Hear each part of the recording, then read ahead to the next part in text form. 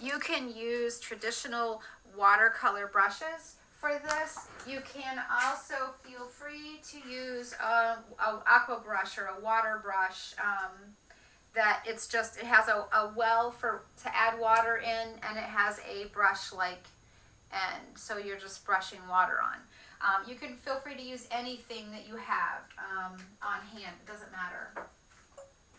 So I want to start out for this face by wetting down the entire skin tone area, and I'm just going to use a wide mop like flat watercolor brush. It's just a really super soft brush that I can put a lot of water into so I can wet the area quickly. Oh, look at that. It's even though it was a laser jet that I used to print her out with, the color is blending a little bit. That's interesting. I did not know that it would do that.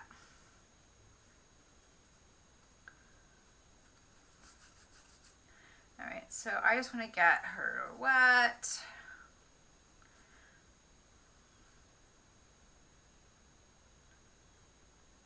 I wonder if that will interfere with my process. We'll just have to find out.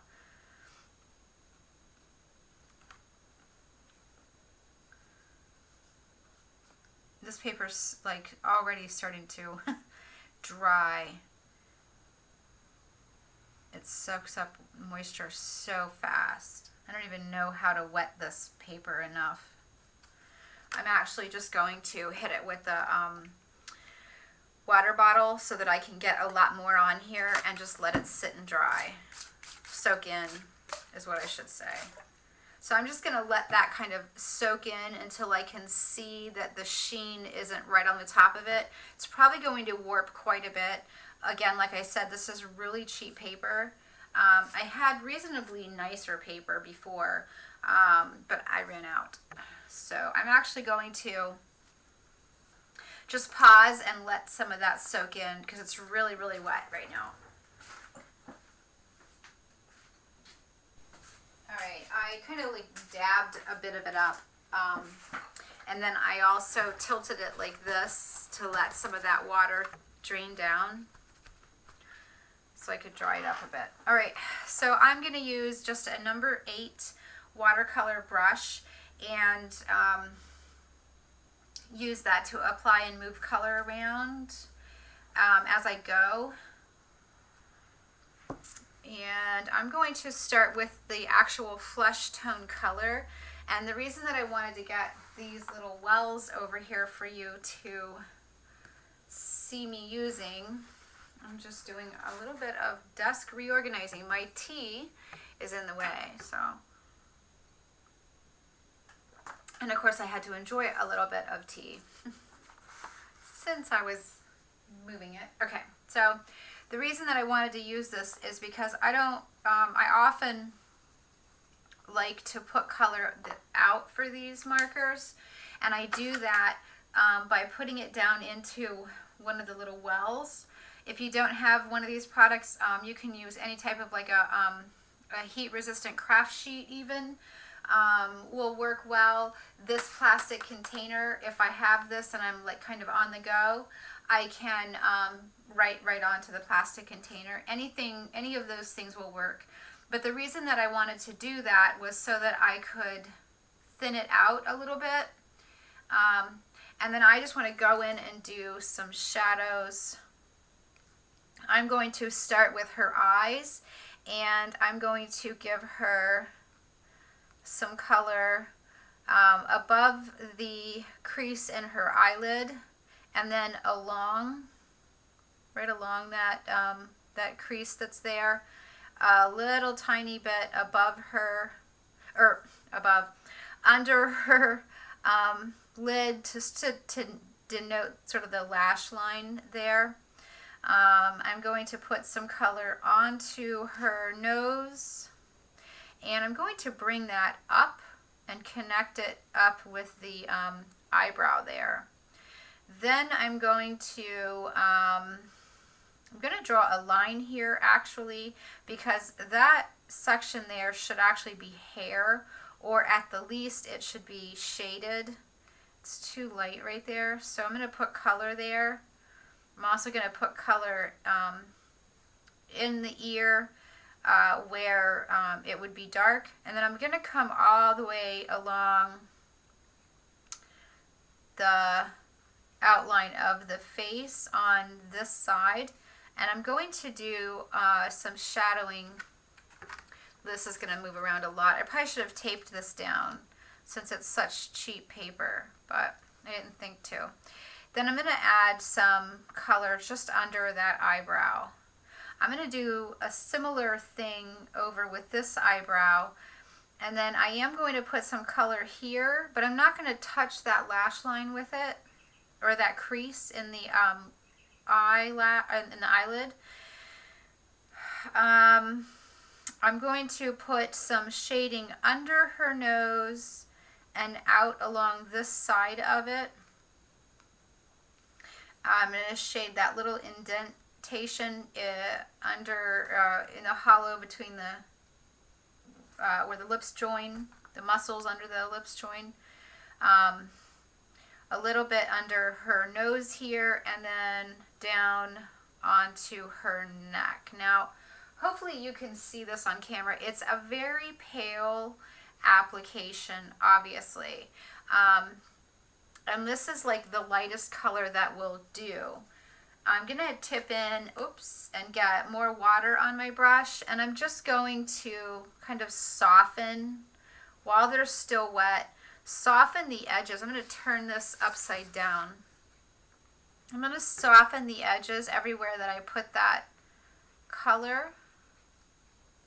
I am not going to soften this hard line here, but I'll soften it as it comes up to the brow. Same thing over here. And I will soften it on this side though, as well as, I'm going to turn again, as well as softening the bit that comes out from her nose. I'm kind of doing a little circle-y gesture there just to create a hint of a cheek. And finally I'll soften the outer edges of this one that's down here. Oh, and one more area is I'm going to soften a little bit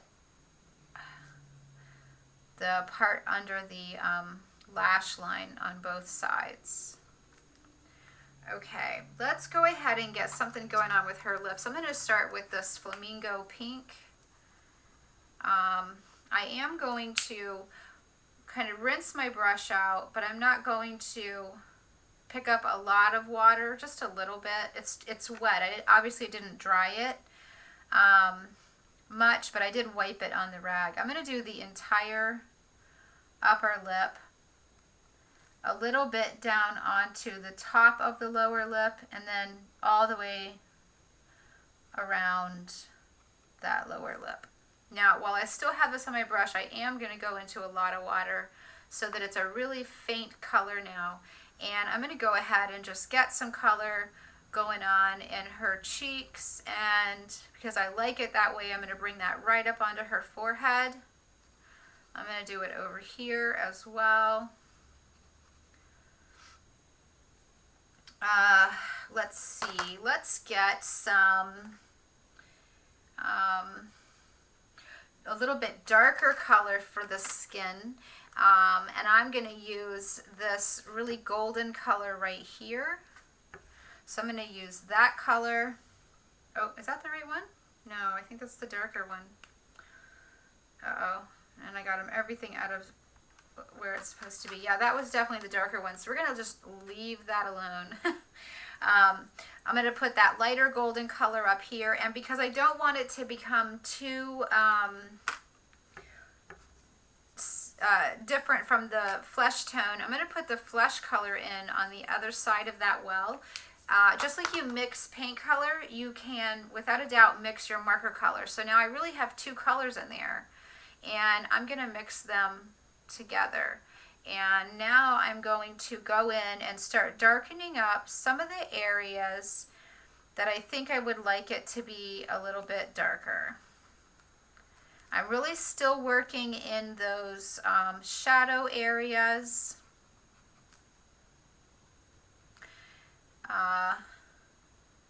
Because this little section here is still really wet, I have to kind of tap my brush into it, kind of dropping color in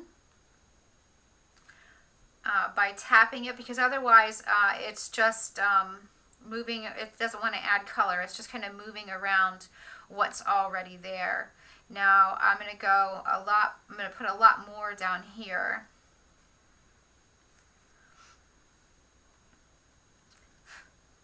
Let's see, I'm going to put a little more on that nose, and I'm bringing that out so that it will touch that other nostril, and then just kind of letting those two touch a little bit. I'm going to put a little bit into the well there, which I'll show you that up close so that you see what I'm talking about. So you're just kind of like making a little indentation there. I actually can kind of move everything together a little bit, and bear with me, this is a manual adjustment. There we go. Bring that down a little. Maybe you can see just a little bit more. Okay, dokie, let's think here for a second. I want to soften a few areas, so I'm going to just kind of rinse that out and then come back and soften. It's really the same process as before.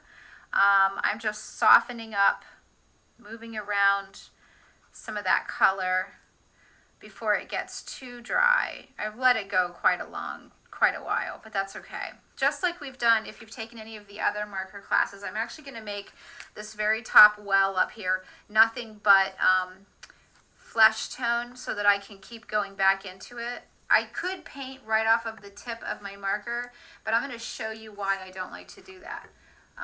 So you can see there's the tip of my marker, and if I start really pulling color off, see how, you see where it creates like a light spot right there? You do a lot of it, and the whole end of your marker ends up getting white because you pulled all the color out rapidly, and then you have to wait for more color to load into it. So I know that sounds crazy, but that's why I don't like to do it, because I don't want to wait for it to build more color up. But I wanted to get more flesh tone so that I could blend it out a little bit here and sort of push it into that golden color and move it around on the neck a little bit more. I'm also going to add a little bit of that color. I'm going back and forth between putting a little bit of water to make sure the area is kind of wet, and then just kind of tapping into some of that, picking up some of that flesh tone and getting it moved around here. And remember, this is just the plain flesh tone, whereas before we were using a combination of the golden color plus the flesh tone. You can also do that with, let's say for instance, a blue. I'm actually going to use the blue that came with this, so it's that darker turquoise color. So I'm just going to put a little bit of that blue. Now this is not a really wet marker, it's kind of dry. So I'm going to put that blue down, and then I'm going to put a little bit of flesh tone in there. I probably maybe put too much blue in. So I'm going to rinse some of that flesh tone out and get a wet brush. I'm just going to pull a little bit of that blue down, and then I'm going to mix them. Now when you mix the flesh tone and the blue, you get like a brown kind of gray color going on. But that's a really good color to use for shading. So I'm going to put that color in, and again, I'm working wet into wet at this point in some of these places, so I more want to drop color than I do actively drag it around. And the reason for that is if it's wet still, really wet, and you drag, you can literally just lift the color that you already have down instead of adding more color. And you'll only kind of get a feel for this if you practice. So this is one of those cases where practicing is, again, really beneficial to how well this will work for you. So, oops, I almost dropped the brush. I have a tendency to do that. I don't know why. I'll like, I think it has to do with how I grip the brush, but I'll grip a hold of it and then I'll lose my grip on it and it'll fall into it, and then I'll have to clean up a mess. I want to add a little of this darker bluish kind of fleshy color, shadow color down under the lip, so that it's like throwing color onto it, under the top lip, and then again also under the bottom lip. And that time I kind of gave it sort of just a hint of a roundness, so that it kind of indicates that ball of the chin there. I'm actually going to come down a little, I think, with that. And then that motion I did before to indicate cheeks, I'm going to do a tiny bit of that. Not as much, not as dark. Now I have a little more blue on this than I did before. So it's almost pushing a little bit towards like a gray-green. But I'm just going to tap that in now that I have a little more of it on there. And you can see I'm just bouncing around in the areas that I've already started adding shading, and I'm just, you know, deepening it. I'm just trying to get it richer and richer. I'm going to add, I'm actually just going to pick up some flesh tone from that other well that I started. Get all of that on my brush and keep going. I'm going to darken under that eye a little bit. I'm going to actually put this in the pupil completely. And I'm going to add some of this into this neck area over here.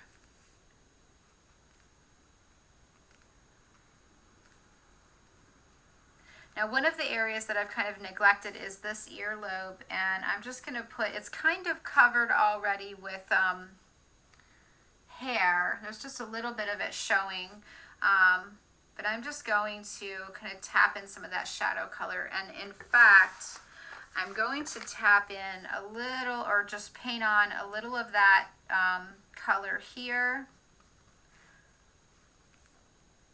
And then immediately rinse out my brush and soften that edge.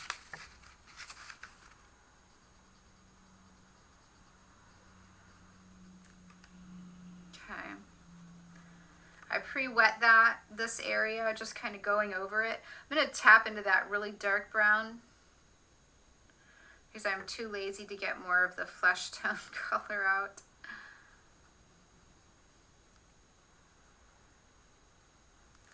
And then I'm going to rinse and soften. When I rinse that, I'm just kind of dumping it into that little puddle again, because I didn't get a bigger water well out and fill it. I'm just going through and softening areas that have started to dry, and the color is kind of building up in that spot. So I'm just kind of going in and just helping it out, getting it to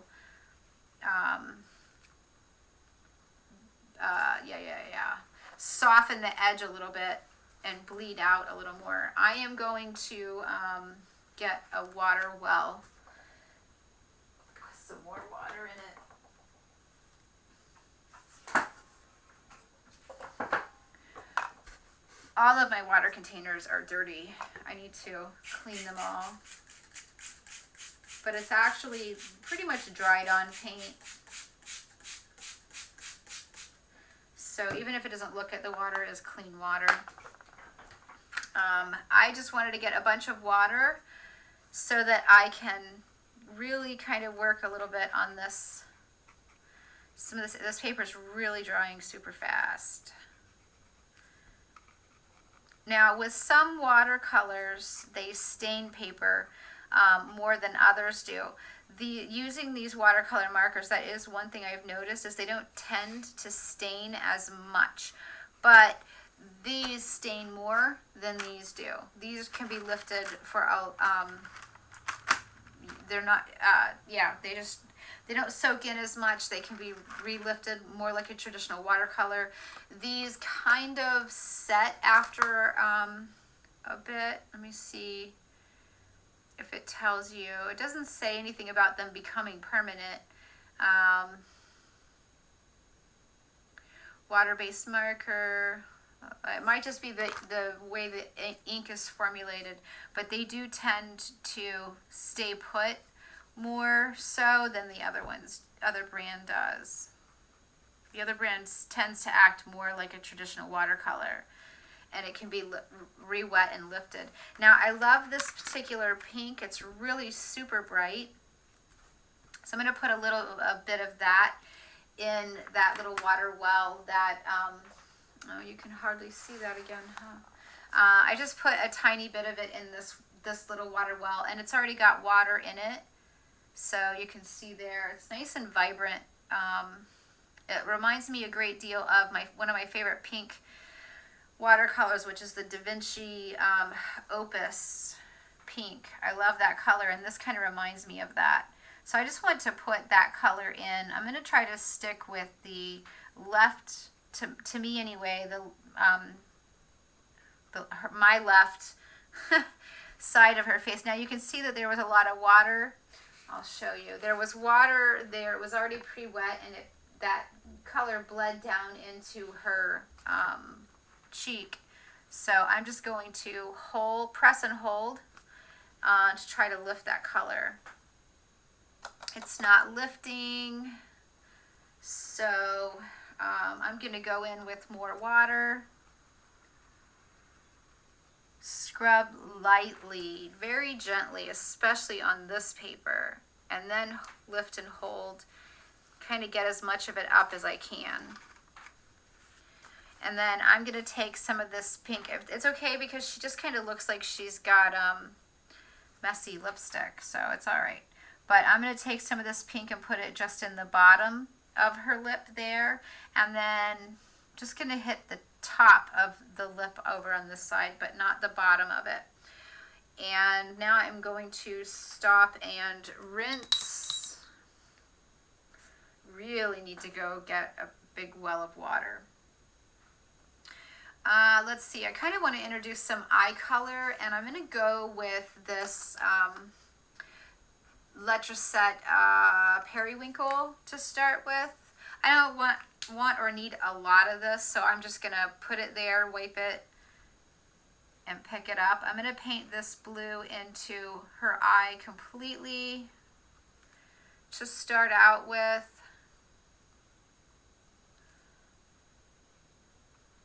Then I'm going to go to the darker one, which is the Storm Blue, which just looks like a richer version of the Periwinkle, as if it had more pigment in it.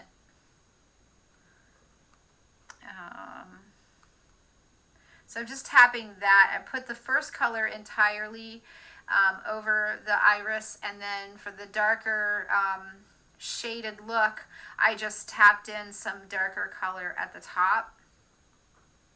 And while that's all still really wet, I'm going to go to this really dark color in the darkest blue. It's this one here. And put a little bit of that out. It looks similar to the Letraset color, but when you tap it in, you can see that it's far more strongly pigmented. It's much more vibrant. There's a whole lot more color in that. I'm going to let that stuff dry, and while that's drying, I'm going to, again, rinse my brush as much as I can in the tiny little area that I have to rinse. And I want to put a little bit of a hint of orange in her lip. So I'm just going to put like just a little bit of this orange out. And then I'm going to pick it up and paint it in. But then I'm going to quickly kind of dry that off of my brush. I didn't rinse, I just wiped it on a napkin. And I'm picking up the rest of this bright pink and just kind of, sort of like kind of creating a mix. And I think I'm going to go in and just tap some of this color in. And then just kind of blend it about a little bit.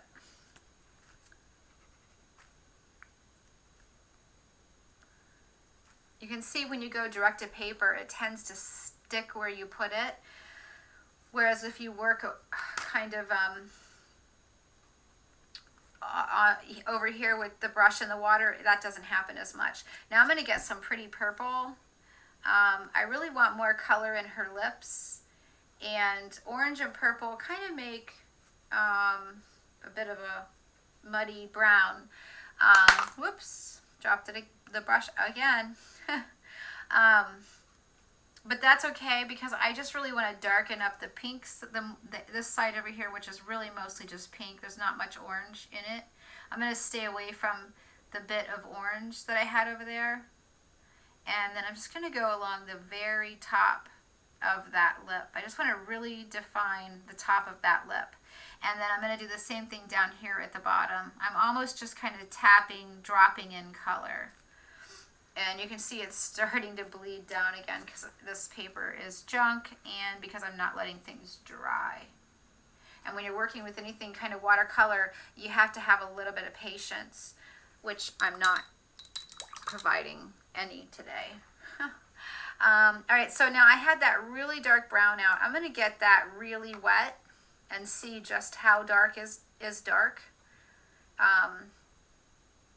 So I'm going to, I added, some water to it to get it kind of to move around a bit. And I'm just going to add some of that, again, going over those same areas that I started out with shading. And again, I'm just kind of trying to build up the values a little bit more. And each time I do that, I have a tendency to touch on a smaller and a smaller amount of the shadow area. So, kind of creating a gradient and sort of getting those shadows smaller and smaller. Figure out where this color goes. I'm going to put some of this color over here under her chin. I want to put a little bit under her in that lash line, lower lash line, but I want to stick to the very center of the under the iris, as if there was some shadow falling, maybe from her lashes, maybe from having her eyes kind of closing. I'm going to put a tiny bit of shadow in over here. And I think I'm going to attempt to kind of draw out that little cheek line again, just a tiny bit more. And then I can see the purple is like really taking over down here. So I'm going to see if I can't soak some of that up. Yeah, it's probably not going to keep lifting. Now, the only other thing that I want to do before I stop and let this dry for a few minutes is I'm going to get a little bit of black. And I'm not even going to bother to rinse the brush, whatever color was on there. I think it was the brown. That's what I'm going with. This black looks almost like a gray. You can see it there. I might end up going direct to marker to paper with this one after I let this dry for a bit. I'm going to put a little of this color in her eyebrows just to kind of get started developing those out a bit. They're pretty thin. And I'm going to use this color because it is kind of like a Payne's gray more so than it is a black. I'm going to use some of that down here. So I had pre-wet it when I was trying to see if I could get it to move. So thus, because it was already wet, I was able to just kind of drop color in.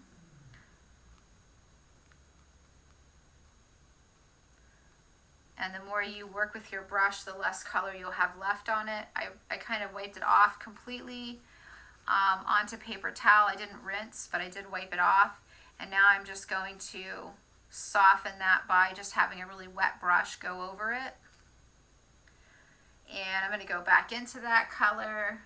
I just want to darken up under this lower lip, under the nose a bit,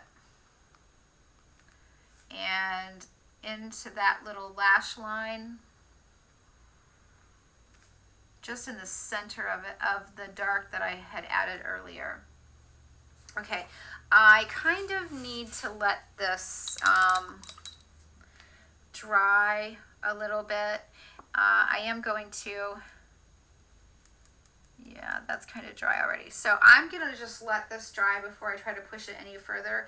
With watercolor paper, especially when you're layering color, especially watercolor, even if it's watercolor ink, when you're layering it on in this fashion, at some point you need to stop and let it dry so that it stops bleeding out, which is kind of like what is happening here. See, it's kind of like there, you can see that there's purple in that and pink. That's because I'm pushing it. So I'm going to stop. I'm going to let this stuff dry, and then I'll come back in a bit.